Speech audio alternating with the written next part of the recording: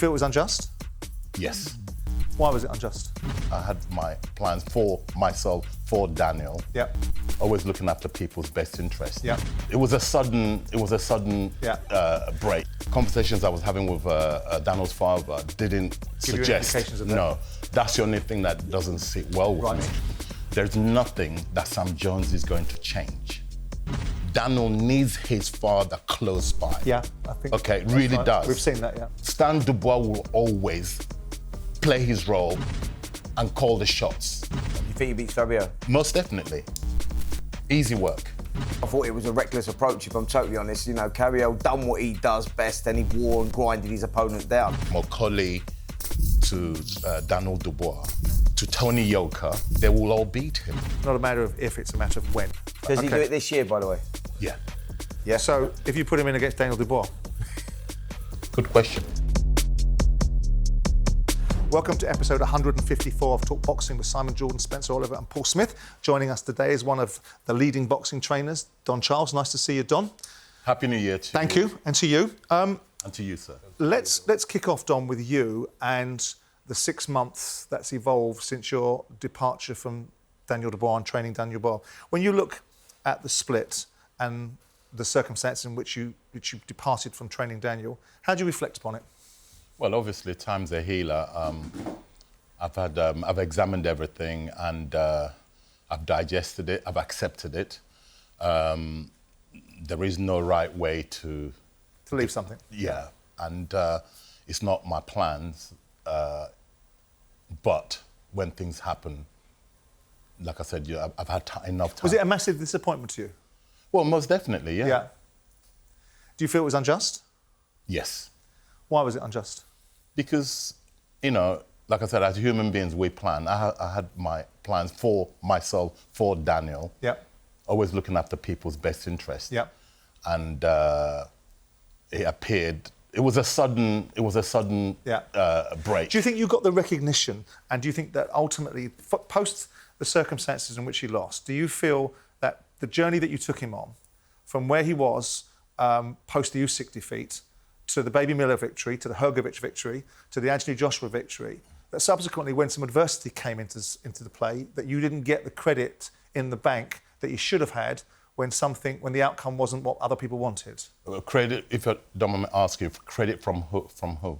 Whoever made the decision to dispense with your services. That's up to them. Whether. But I'm asking you because you spoke to me and you spoke at the time, and I didn't agree with you at the time, but I understood why you did it. You took people to task about the lack of recognition you got inside the sport. Mm-hmm. You had the hump with Gareth A. Davis, which I can understand, quite frankly, but you were unhappy about the fact that you constantly seem to have been diminished by other people and never given an opportunity. Mm-hmm. Here you are. You take Daniel to the heights of beating Hrgovic, beating Anthony Joshua, where he was only there to anoint Anthony Joshua in lots of people's minds. Mm-hmm. And yet, when it comes round to Daniel not being successful, you appear to be, in part, the scapegoats. So that's why I'm saying, do you feel that at that moment you should have got more recognition for your achievements, and that should have been currency to carry you past any obstacles that people thought that you might have had to carry him forward? I think, looking back at what you just asked me, privately, Daniel's father in particular, he recognised what I've done for Daniel and the father. And I too recognise what they done for me as a coach. So it's a mutual thing. Yep. Like I said, it was a sudden ending, and that doesn't sit well with me in the way that it ended. I haven't got this entitlement that I must be Daniel Dubois' coach. No, fair enough. But the timing of it, when 48 hours prior to me being sacked, the conversations I was having with Daniel's father didn't suggest. Indications of that? No, that's the only thing that doesn't sit well with me. But like I said, I've digested it, I've acknowledged it, accepted it, processed it, and I've accepted it, and life moves on. Yeah. We had Sam Jones on the show last week, who is obviously part of a new management structure for Daniel. Have a listen to what Sam had to say, and we'll talk to you off the back of it. Have you established order in the space? It's not, honestly, I promise you, it's not about establishing order. It's about, it's not going to happen again. They did it before the AJ fight. It worked. He looked $1 million. Happened in the Usyk fight. It didn't go to plan. It was the wrong thing to do. Everyone, we just all signed up for that, have they? We just move. Everyone's forward. on that page. Yeah, it's just, it's not gonna. It's not. I think you'll see a more.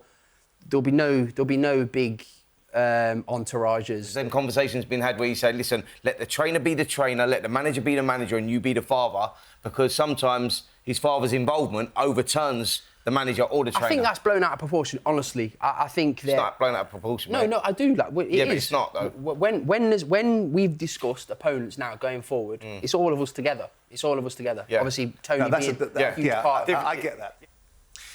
Listening to that and seeing an interface being brought in to some extent, do you wish, in part, when you were training Daniel Dubois, that you were the beneficiary of a new structure or a Sam Jones being part of an equation that might have been a filter for certain things? There's nothing. I can categorically look at you in the face, yourself.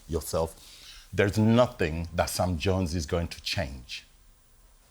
When he said that there's going to be no more gatherings, there's not going. When we get given a fight, we will sit down and discuss.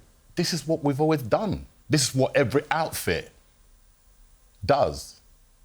So I don't see anything. Was there an interface? Do you think? I know Don's being perhaps magnanimous, or he's actually saying what he thinks. I'm saying what I think. I always speak my mind. But when we looked at the time, we all felt that it was harsh, didn't we? That Don had gotten the sort of the rap for it. We are, when you came in the studio and we talked about the party, and I don't need to rehash the party. I think everybody, to a man, knows that having a party before a fight, depends how many people were there or not, doesn't make any difference, is going to be a distraction. Did you get the impression at the time, Paul, that you felt that Don was unfairly treated and should have got a bit more currency out of the outcomes that he created in part with Daniel? Yeah, absolutely. But I think I said at the time, and my attitude to it is still the same thing. It wasn't Don's fault that he lost. It wasn't tactically why he lost. It was, in my opinion, mentally, and he lost to a better fighter. No, forget what. It's not an agenda. Forget what points and arguments I've had about Dubois in the past. He's lost to Usyk. Usyk's a quality, unbelievable fighter. So Usyk has beat everybody else. He's beat everyone twice. So there's no shame in it at all. The manner of the defeat, especially in the first fight, that was on Daniel. That's not on the training team, in my opinion. The reason when you lose, a lot of trainers do it. I've left trainers in the past.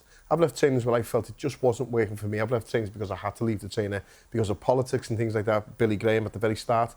Not what I wanted to do, but it happened. But when a trainer gets fired, dismissed, sacked, whatever you want to call it, right after the fight, it's usually because that's the scapegoat, but it's not technically always the trainer's fault. A lot of the time, sometimes the fighter's been waiting to do it. I don't think that was the case this time. And I do think it was quite unfair, and I'm not just saying it because Don said that in the past. Did you ever have the conversations with the father after the events about the gatherings, the parties, whatever you want to call it, before? Because that was obviously the big talking point here, and whether it was right or whether it was wrong, and he's done it in the past, and this one seemed to be much bigger and more of a party sort of atmosphere. Did you ever have a conversation with the father afterwards asking why and if that could be removed moving forward? We didn't get to that. If you remember, we lost the fight. They went on holiday.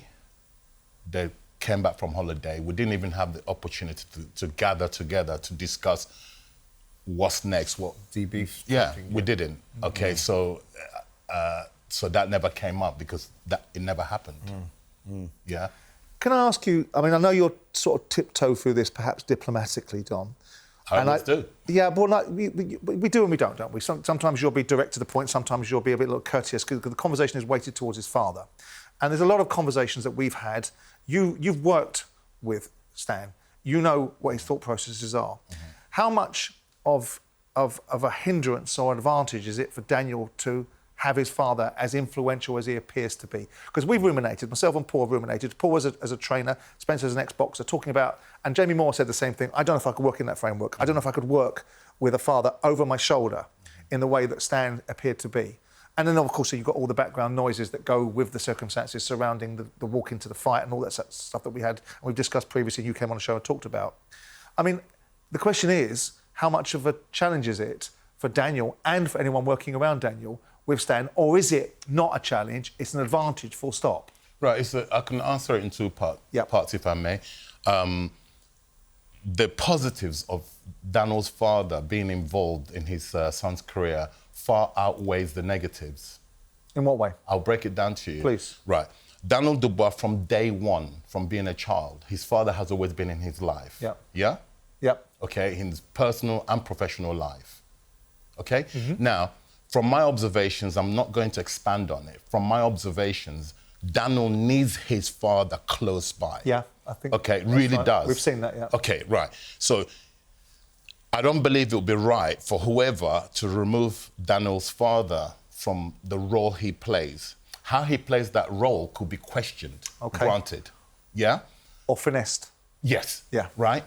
So, irrespective of Mr. Sam Jones coming here saying this is going to change, nothing is going to change. I dare him. Stan Dubois will always play his role and call the shots. But let's be fair to Sam, right? And it's difficult to be fair to Sam. I'm being very fair. I'm saying let me qualify observations. why I say let's be fair to Sam. What he was talking about was parties and gatherings and things of that situation. That sort of stuff has been universally accepted, is not going to be repeated. Right. And if I may be bold, Dom, I think you were being diplomatic, and I also suggested to you you should be diplomatic in the last show when you talked about the fact that this party worked for the first set of fights. Well, it did. And it didn't work for the second. Scale and circumstance and opponent are probably equally as prevalent in the conversation. Correct. And you won't agree. You won't agree with parties and gatherings being part of a staple diet, will you? As a boxing trainer, Of course not. Let me expand on that as well, Don. Like, so when a certain situation happens in a fight, and we saw what happened there round 5, Alexander Usyk tagged him, he went over. There was a question mark on whether he could have got up, he could have continued or not. The eye line focus was on his father. He was looking at his father, and he was looking at response, like looking for instructions from his father. That's what he's Will that used ever to. change? Do you think that that's always going to happen? That will always happen. Because that's going to be a problem, because isn't it? That's what the kid knows. Can I add to this a little bit, right? Jump in, Paul. We've had something similar in the past. We're 4 brothers. Yep. Callum's the youngest. Callum will always look for his 3 elder brothers. Not because he thinks we know more than the coach. The trainer's the trainer. Yeah. But he likes our opinion. He values our opinion. Yeah. You watch the end of every round, he looks... I'm in the corner usually helping whatever coach is there. He'll look over to his corner, he'll look to me, and then when he stands up, he'll look over the ropes for Liam and Stephen, and it'll be a 5-second bit. Is that also because you're fighters, though, and you know what you're doing? Obviously because we're fighters, but this is what I'm getting at. This is what I'm trying to get at, and it sort of backs up what Don's saying, and maybe defend. Now, the fact that his father's always been... I've never met his father, and it's not impersonal with either of them. I've always had my opinion on what I see with Daniel Dubois, but if Callum didn't have us 3 rounds and one trainer tried to stop it once, and Liam pulled him aside and said, don't ever do that again. Don't ever sit him in a taxi or car with someone else when his 3 brothers are sitting there. He sits with us because he's calm with us. He sits with us because he's probably not said a word in that car journey because he's very quiet, but around his family and his familiar surroundings he is. So fighters, I get it, like Daniel, will need that familiarity around them, but when it comes to being in the gym, the trainer's the boss in the gym. We're not, as brothers, trying to overpower the trainer. We're there to add our little input towards that. As long as the trainer knows he is the priority, and the trainer has to be the priority, I think. Yeah, if I may add to that, I'm glad you confirmed that it's not exactly how it appears. There's a reason for a lot of things that people don't understand that's going on within our setup. Of course. Yeah? In the gym, I welcomed the father, to bring him as close as I did, because I realised Daniel was getting the best out of Daniel by his father's presence, by his father acknowledging when Daniel was given instructions in the gym, for instance. That Daniel looks to his father for approval. That I welcomed that because suddenly I saw Daniel improving. So why would I not encourage that? It's not my ego in the way of losing control. No. He went against us this time, hence why it's been highlighted. When it worked for us, for the Miller fight, let's go back to the Miller fight. I'll rewind it for you. When the going got tough, you could hear the father's voice. And when Daniel hears his father's voice, Frank called him if I'm in the opposite corner, I'll do a runner. Trust me, when the father speaks, Daniel listens. So why would you remove that? Because the orthodoxy is that is a single voice, isn't there? The orthodoxy is in most sports that you have a focus and you have a person that you communicate with and imparts the wisdom. And if you have too many we've seen it with Tyson Fury, we saw it with John Fury, and people critiquing John for leaning over in the fight that Fury had with Usyk. In the corner, in the corner, While the action's happening, you got a cacophony of noise around you. You've got to pick the voices out, and sometimes only a few There's a certain voice that out. register. Right. The dad's always been there from the amateur days to the professional days. Yeah, it doesn't make me or any other coach a weak coach. All right. I'm actually a very strict coach. No, I don't think anyone was implying that. I think people were trying to understand the circumstances that you're working in. Dynamics of it. Because the outside noise creates a certain scenario. When you look at the improvement in Daniel, we've seen him evolve as a man and as a fighter to a point where actually, and this might expose my knowledge, I really fancied Daniel for the fight against Usyk. And I know you fancied it yourself. Yeah. Right? But he also evolved as a human being, his ability to communicate, his coming out of himself and development of himself. How did you in part create and curate that journey for him? Because you'd have been part of that too. Yeah, it wasn't just me. It was a collective effort from the... I always say you are the company you keep. There's a reason why I keep saying that, okay? In the gym, the personnels, I don't train Daniel alone. I didn't train him alone. Yeah. Yeah? There's the S&C coaches. There's my right-hand, left-hand men, right? There's the father. We were all harmonious, the whole family. I was really excited at one point of what we were creating when you see Daniel getting the results. But you was instrumental, because I see it firsthand, and you was instrumental in developing the kid, not just in the ring, but outside of the ring as well. You was playing a prominent part in that, and I think that reflected on his performances. 100%. I recognise that I'm an older person. I've got a lot of experiences. Yeah. Away from boxing, I've got a lot of experience in other things. Life experiences, Yeah. So I was able to fuse everything together, park my ego to one side, yeah? Even the father, one day he'll come and say himself, he's acknowledged me personally to say, you are a special human being, Don, okay? You're the smart one that brought me closer to my son. You're going to get the best out of my son. Such conversations was had. Sorry to interrupt you, Don, but again, I mean this in a friendly way. I like Derek. I've got a lot of time for Derek. You handled Derek when he was an absolute head the ball in the past. Correct. When he was I have that ability. Yeah. Or you were the one who kept Chisora in check and got a lot out of Chisora. I have the ability to connect to these guys, yeah, and to get the best out of them. I have that ability. It's widespread within my setup. And that's a good skill set, and it's a valuable skill set.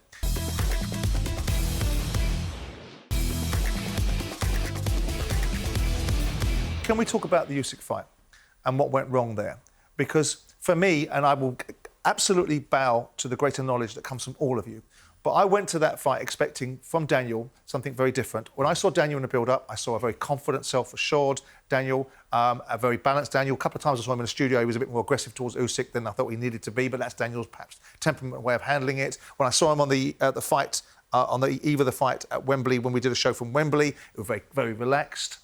When I saw him come in the ring, he didn't look anywhere near as relaxed and menacing as he did in preparation for the Anthony Joshua fight, which I thought was a slightly more intimidating environment for him to come in. And there was a moment in the first round, and I think we've spoken about it, Paul, where Daniel got Usyk in a position where Usyk doesn't want to be and never want to be, which is in the corner. And I thought, this is the moment where we're going to see where the difference between Daniel Dubois in the first fight, where people felt he had an opportunity, didn't take it, and the second fight is that Daniel's a champion. He'll now land on Usyk, or at least jump on him, and he didn't. And I thought, to me, that was very telling. So with that in mind, and some of that you can pick the bones out and say it's not. No, I'm listening. What went wrong in this fight in terms of Usyk was brilliant, I know, but I thought Daniel was not at the level that I expected him to be at. There's a number of factors where you could have a look at.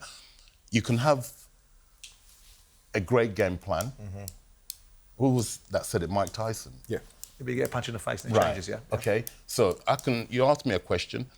What I observed in round 1 and in round 2 is that we were trying to imply our game plan. In some parts, Daniel was doing good, trying to carry out the game plan, yeah? He got hit with, Usyk came out aggressively. What was the game plan, just so I understand? Guard, the left guard, when you're fighting a southpaw, there are rules. Your foot placement, as an orthodox, your left foot placement and a high, tight left-hand guard. Okay. So lead foot on the outside with left-hand tight. So those are... For the if you go and watch the fight, Daniel was doing his best to implement that. So I was happy with that. Right. you quite rightly pointed out it was there for all to see. When he did get him in a situation where let your hands go, he did it. Yep. Only Daniel can answer you that. I think it's plain and simple. You must have a view on it. Pardon me? You must have a view on that. No, in terms of the fighter, you've got that person backed up now. It's now time to throw the combinations to the body, to the head, everything. He didn't. I couldn't answer you that. That's a mental thing now. And also we have to acknowledge Usyk. Usyk didn't stand there to be picked up. He moved. He's a mover. Okay? Mm-hmm. And remember, like I said to you, Usyk came out unusually aggressive. Yep. And it was his jab, he became the jabber in that fight. So, right? When we were saying, when you said you fancied Dubois for the fight, and again, I'm not trying to be the smart ass here because, speaking after the fact, I didn't give him a chance in the fight. Not at all. Because of what I saw in the first fight. This is just my opinion, and many people disagree with me, and I've got no problem with people disagreeing with me. And my issue was, I feel Usyk came out very aggressive in the fight because he knows what happened in the first fight. I think when Dubois got in the ring after Usyk won, and a bit of mild disrespect, whatever you want to call it, I was saying to the telly, just let him have the first fight or second fight? So after Usyk won his fight and Dubois got in the ring to call him out, Daniel got in the ring to call him out. I was like, let him have his moment, you know, like that's not you really, Dubois. He's not a bad lad. He's just, and he's a bit awkward, as is documented. So it's not really him. He was having to sort of put the bad guy act on to try and say, like, I want you next, Usyk. And I felt that little bit of thing, he's probably thought, Usyk, I'll give you the next defence, no problem, because I remember what it was like in Poland in the first fight. And I think he knew he had his number, he knew he could come. So in that fight, he just started aggressive, thinking, I'm not going to take it to Dubois, put him on the back foot and beat him the way I did. And what happened in the fight. But I didn't fancy Dubois in that fight at all because of what I'd seen in the first fight. And it was what I'd seen with Daniel, not because of just how good Usyk is. And he is very good, by the way. He's a phenomenal fighter, Usyk. I think that Usyk, you know, he'd done his homework and he recognised that he has to put Daniel on the back foot and take that self-belief away, right? Because he knows that that's where Daniel's weak points are. He's got the physicalities, right? So like Don said, they had the game plan. It was there. He gets him in the corner. It's all there. But if you haven't got that self-belief, you won't execute it. And I think that Usyk took that self-belief away very early in that opening round by going on the front foot, being aggressive. Because Daniel is different, right? He thinks differently to a lot of fighters. Like, is that right, Dom? Does that sound right? I'm listening intently. And what Don just said about when you get smacked in the face early in that fight is that Usyk took that self-belief away. He got caught early, didn't he? In the fight, and I think he felt the shot early. I'll walk you through the fight. Okay, the jab. Daniel's known for his jab, a feared jab. Usyk was the one who became the jabber in that fight. That was my observation in the first couple of rounds. So that set the precedent for that fight. Okay, we couldn't get our jabs going. Okay, which gives a lot of people. And it's difficult to do against the southpaw as well as the jab, obviously. Correct. Yeah. So there's a lot of factors, and it's almost like again, it's too late because we lost the fight. It wasn't a walk in the park in there. No. Out of the fight concluded in round 5. Yeah. Yeah. I gave my guys 2 rounds out of the... I'm not delusional. Did you, boys? Yes, I did. Well, I did. No, you don't, Don. I didn't. Did you? Don't remember. No, watch it. Honestly, it's because it went against us, so people don't see anything else that happened prior. I know what happened. Daniel, granted, didn't let his hands go at times when he should, but that fight was in the balance. After all, we got caught in the exchanges. Yeah, the fight was just building up. When Daniel got stopped, it took a tremendous shot. Is Daniel capable of pivoting into a plan B? Because ultimately what you've said is that Usyk took the initiative and did to him what he wanted to do to Usyk. But the default situation is then you've got to have a plan B. Correct. Is Daniel capable of having a plan B? He's shown it in a few fights prior. Right. Yes, he has. Okay. In the Hrgovic fight, it wasn't going our way, and he was able to turn it around. In the Baby Miller fight, there was some sticky patches there, so he has got that ability to do that. I mean, but that's levels, isn't it? I mean, Baby Miller and Usyk are 2 different levels, aren't they? We won those fights, hence why they're credible, tough operators. I hear you, but it's also fair for me to say, without being disrespectful, the Usyk levels, the difference is different. A thorny subject, and it's a subject that we've kicked around, and it's been kicked around about Daniel for some time, which is about a lack of grit. I'm not saying this as an ex-fighter. I've spoken to fighters and I've spoken to other people in the industry, so it's not me being a cock that's never laced a glove and has no right to say this. There is a question about Daniel Dubois in dark moments when adversity is right on top and this extra reflex that the guys that can will find an ability to overcome adversity. Tony Bellew was talking about it. Let's have a listen to what Tony Bellew had to say, and then we'll come back from that. So you have to ask the question, why is it? Because when you get into these really hard moments in fights, that's when the real Daniel comes out. And the real Daniel doesn't want to fight. I'm sorry to say that. And it sounds harsh and really bad, but that's just the truth, guys. And listen, I'm a massive fan of him. I'm a massive fan of his sister. I think they're both brilliant fighters. But when you've had on 3 separate occasions now a moment of recollection, and you sit there and you go, I'm hurt, I'm down, and he's had enough. When Daniel, first 2 shots in the fight, hit Daniel on the chin, and then that's when Daniel just quit. He could not gather himself. He didn't throw the double jab. He didn't go. He didn't actually say no one. He didn't step into it. He didn't bite his gumshoe and say no. I'm just gonna go for it. I don't even know how to describe it.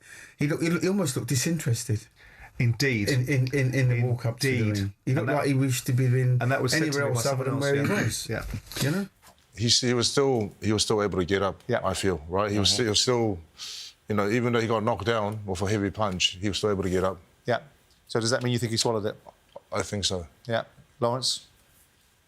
It's hard to say. But if we're going to be, I don't know what he's actually experienced on the ground, but he did seem cool by the count of 10. He was able to walk to his corner and so on. But so I don't want to say he swallowed it, but it was tough.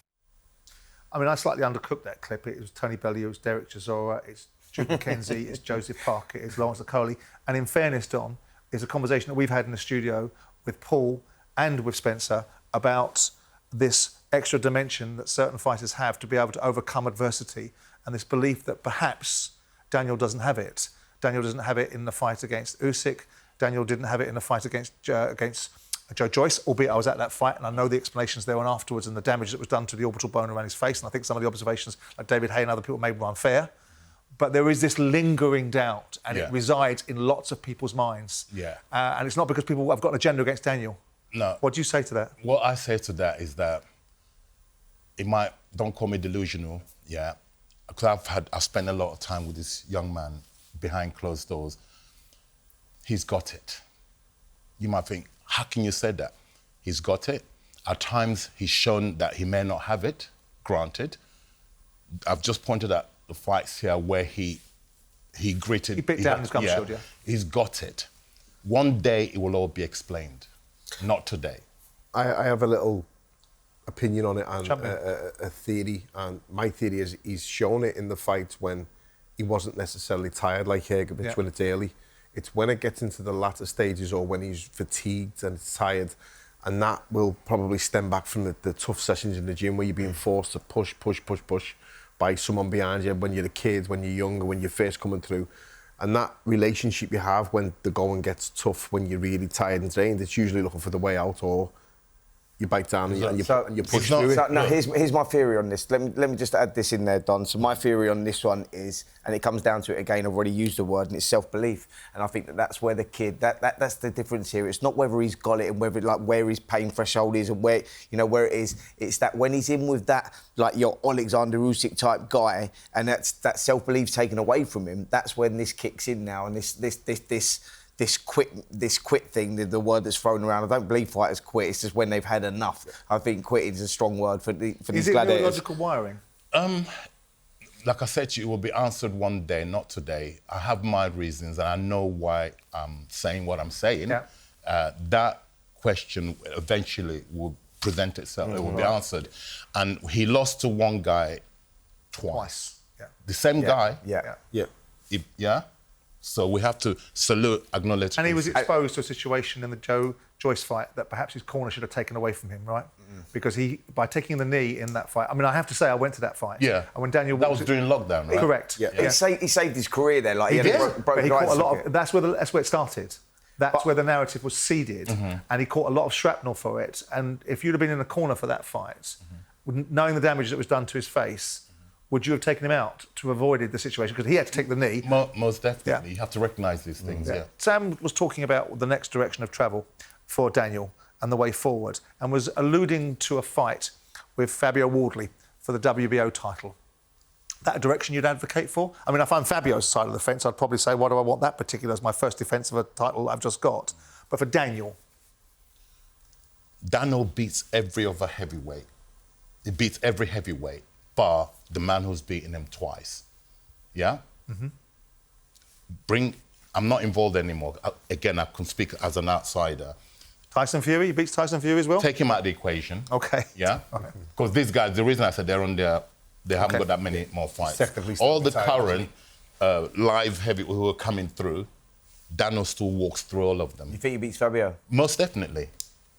Easy work. Well, I mean, I think that's what a lot of people thought about Fabio. And I think probably Joe Parker thought it was going to be the same. Easy work. I can say that for a lot of reasons. OK, fair enough.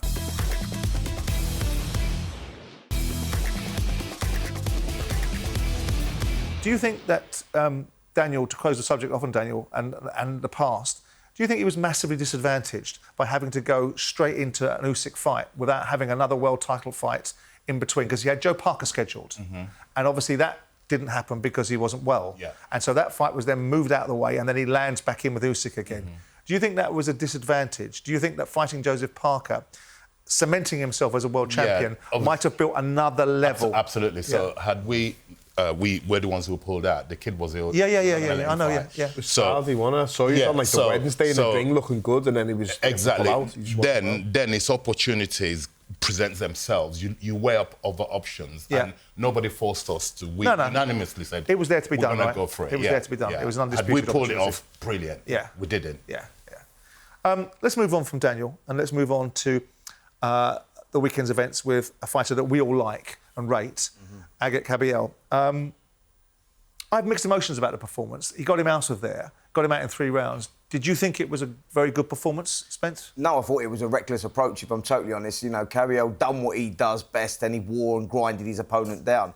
But, you know, that first round was very, very reckless. He was just walking forward. No real thought process behind his work. He was getting hit with long jabs and the uppercut, the right uppercut was hitting him as well. Split his eye in that first round. And you think with a different calibre of opponent, a seasoned world-class opponent, he may have been in trouble there, Kabayel, because you can't keep fighting like that and getting away with it. And now I know you're going to say, well, he done it against Makhmudov and he done it against Sanchez, and you look at his resume and you go, his resume's second to none. You know, and Zhilei Zhang as well, and picked himself off the floor. He showed a lot of character against Zhilei Zhang.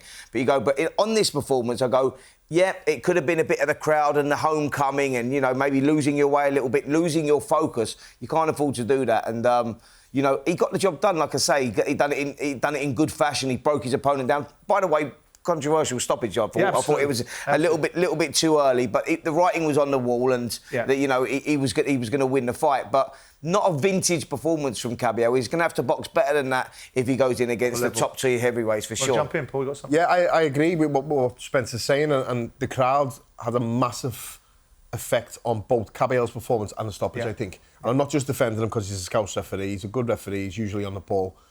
That crowd, that atmosphere. You've seen George Warren after this saying, I've never experienced an atmosphere like that in my life. That to me looked like someone who was, I'm going to get you anyway. And he just didn't have much regard for what was coming back to him, which he should, by the way, because a better opponent, there will be a stay and assess. But I felt like it was just someone not really cared about what was coming towards him, knowing he was going to get the stoppage, and just bludgeoned his way forward to the stoppage. How do you see Kabayel? I mean, he was on a show with me earlier today. He talked specifically and explicitly about wanting to fight Daniel Dubois. Interestingly, Joe Gallagher Joe Gallagher texted me and said, didn't mention Lawrence Okolu, did he? It will deal with him all day. Well, how good do you think Kabayel is? I mean, the noise about him is that obviously beat Makhmudov, beat Frank Sanchez, and you weren't very impressed with Frank Sanchez anyway, were you, back in the day when we were talking about Sanchez as a contender? Sanchez is one of those guys that's super, super talented, and because of these super, super talented, he misses that ingredient of hard work. You know, I think that's the reason why he hasn't got where he's got to. So all of these are impressive wins, right? So when you're looking at Kabayel, what's your view on him?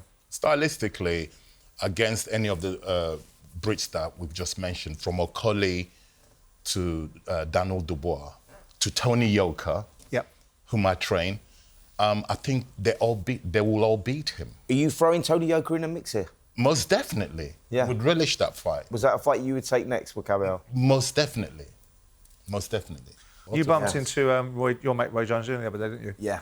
Who was comparing Fabio to George Foreman? Yeah, he said that, like, characteristics were like George Foreman. He said he's just like raw. He takes the fight. You know, he said he's got a lot of similarities to George Foreman, as in, you know, he fights with his heart on his sleeve. He can whack, and he's got that rare ingredient of like never losing faith, never losing heart, you know, never feeling sorry for yourself. And we all go through that in fights, especially when they get tough and it's not going your way.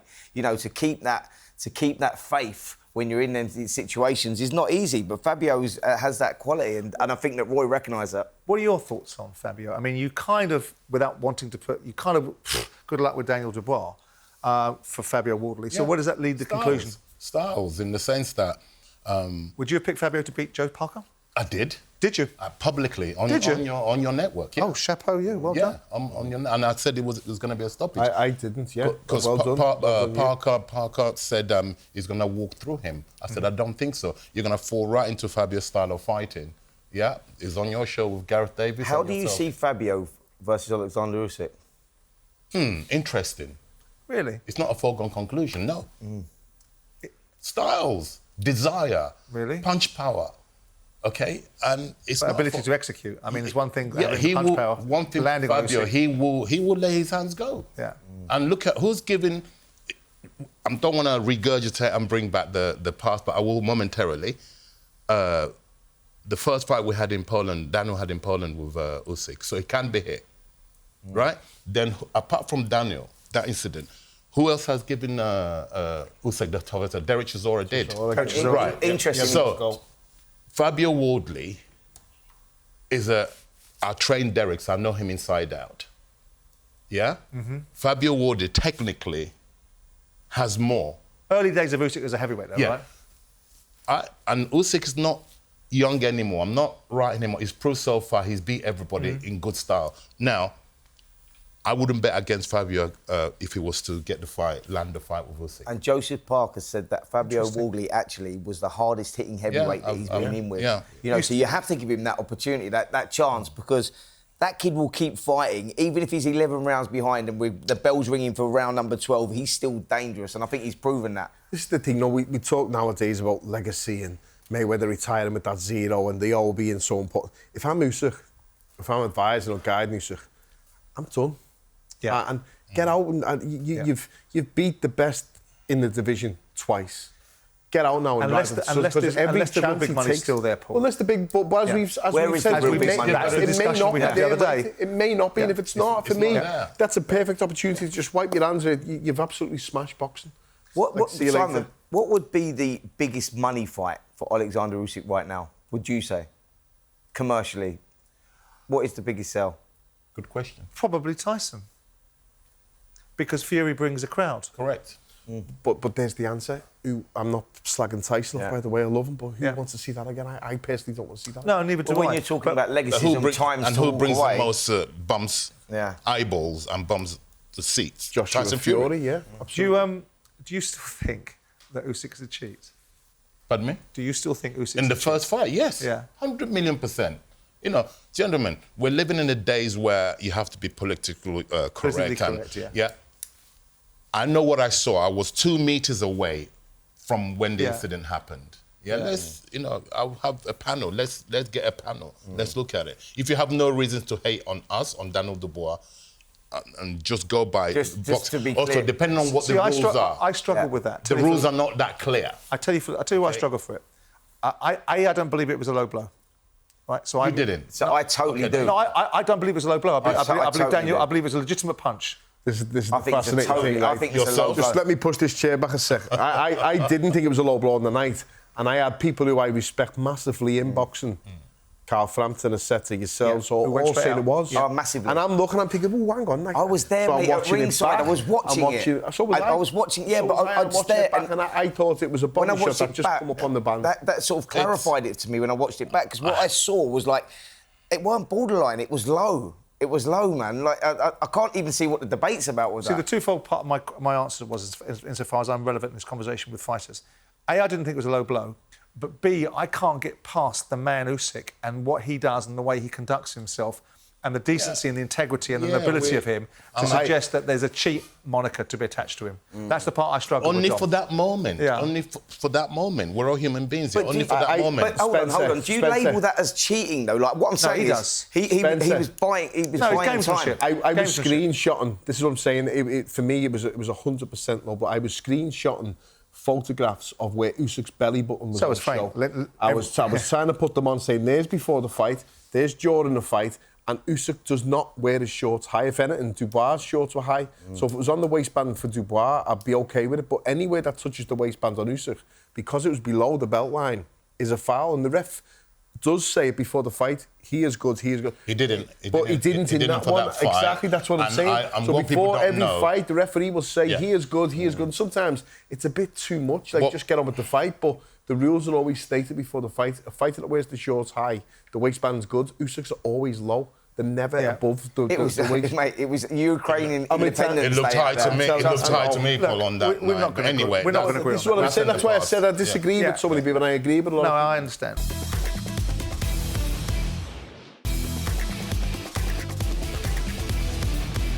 Let's move on to a while ago we were complaining about the fact we were losing world champions in terms of we didn't have many back in this country. We're now getting them again with Lewis Crocker. And on the weekend, we saw Dalton Smith go to America and do what is very difficult to do, win a world title. It was a great performance, Spence, wasn't it? Brilliant performance. You know, justice was served. You know, whatever way you want to look at this, and this whole probation thing with the WBC allowing Mateus to still continue and still fight. For me, you know, it's ridiculous. You know, he shouldn't have been allowed to defend that title under the circumstances. Forget all this. There was not enough substance in there. It was under the threshold. What are you talking about? That's what happens when there's a cycle going through. Like, but anyway, that's another story. He went out there, and for me, it ranks up there with the greatest victories on foreign soil. I think, you know, he bullied the bully. He beat the guy at his own game. And Mateus, who seemed to be tiring, strangely enough, in that fifth round. Yeah, absolutely, seemed to be tiring. And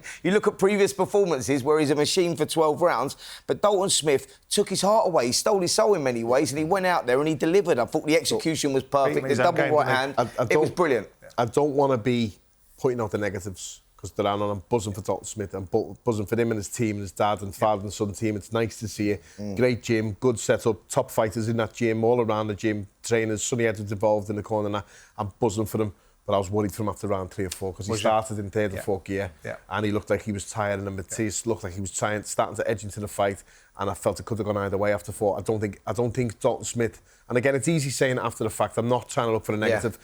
If anything, I'm more highlighting the fact that I'm so happy that he did it, because he went for it. He rolled. The old saying we've mentioned on it a few times, he rolled the dice, and that was the time to do it, and he paid But Paul, what he done there was he showed us that he's got that character, and he is world class quality. Sounds mad as well, Spence. We've seen many fighters before where you go, this ain't going their way. And I was the same as you. After 2 rounds, I thought, he's in a bit of trouble here. Yeah, slow down a bit. He showed that quality that he can turn it around. My brother Liam and said dig deep. That was possibly his first gut check in a world title fight, and he passed it with flying colours. Absolutely. Yeah, absolutely. And he's done brilliant. Yeah. I mean, I was fortunate enough, and I think I've said it a number of times on this show, to go to the Don Curry, Lloyd Honeyghan fight in '86. I had a choice between Barry McGuigan and Steve Cruz, and Don Curry and Lloyd Honeyghan. Lloyd Honeyghan was a local lad from where I came from when I watched him. You went to that? I went to that fight. And no one picked that fight. And no one picked Lloyd Honeyghan destroying him the way that he did. You did you? Oh God, you're sage-like, Don. But you know, that was a pound-for-pound great. Yeah. Mateus is a decent fighter. He's not a Donald Curry, but he's still a fabulous performance. And under the circumstances, I think what Dalton Smith done there, going into the other guy's effectively backyard in the States and doing that. I got a message. Here's the best thing. My younger cousin sent me a message about the fight. He said the right man lost. Absolutely, for the obvious reasons. The nail on the for the obvious reasons. Yeah. Let's hear from Matchroom's Frank Smith talking about our man Dalton after the fight. Dalton, like I keep saying, Dalton's put himself in a position, when you look at the fights coming up later this month with the likes of Teofimo Lopez against Shakur Stevenson, they're that's where Dalton Smith is now. He's world champion. And this is nothing against Adam Azim. I like Adam Azim as a person. I think he's a very good fighter. But he's not at Dalton Smith's level. The fight was there to be made, you know, a year or so ago. And Dalton wasn't the one who turned away from that fight. It was Adam Azim. So I think Adam Azim has got to go on his own path, his own journey. He's miles behind Dalton Smith right now. I don't think he's even should be spoken about on the level of Dalton Smith because he hasn't done what Dalton's done.